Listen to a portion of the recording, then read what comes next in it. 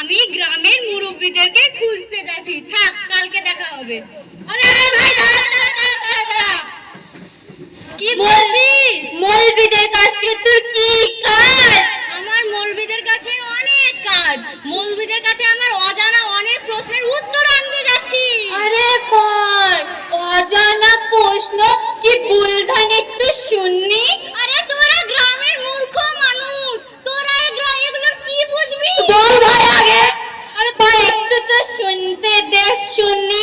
তাহলে শোন, বল। ভেবে দেখেছিস? ভাবলাম পৃথিবীতে নানা সমস্যা আছে। হ্যাঁ তা তো নারী সমস্যা তো নাই। আরে ভাই নারী সমস্যা কোথায় গেল?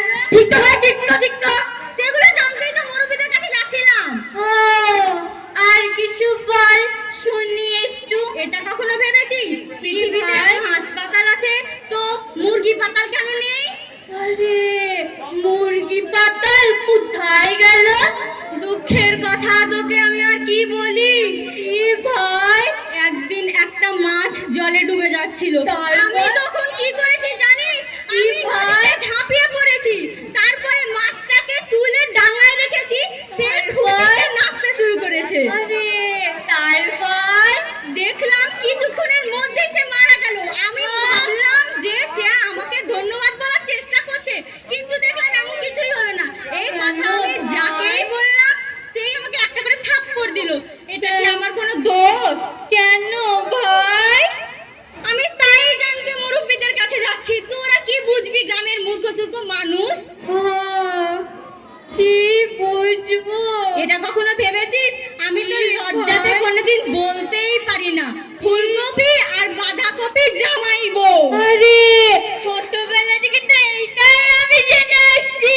আরে আমি তো এটাও ভাবি যে টিকটিকি বড় হয়ে কুমির হয়। আমার দাদুও ইয়াই বলতো। আরে এটাও হয়, তোরা জানিস না। মূলো পাকলে গাজর হয়। তোরা জানতিস এগুলা? হ্যাঁ, একদিন দাদুর কাছে বলেছিলাম, দুই গালে দুটো থাপ্পড় মেরে বলে তুই একটা রাখাল ননসান। আরে পাগল, ওটা রাখাল না, ওটা রাখেন, ওটা ননসান না, ননসেন্স। আমি তো ভাই জানতাম না এটা না। সরি মিসিসটা।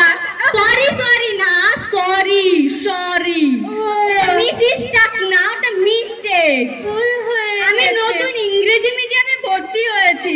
আচ্ছা ঠিক আছে, আমি গ্রামের মুরব্বীদের কাছে যাই, গেলে চল।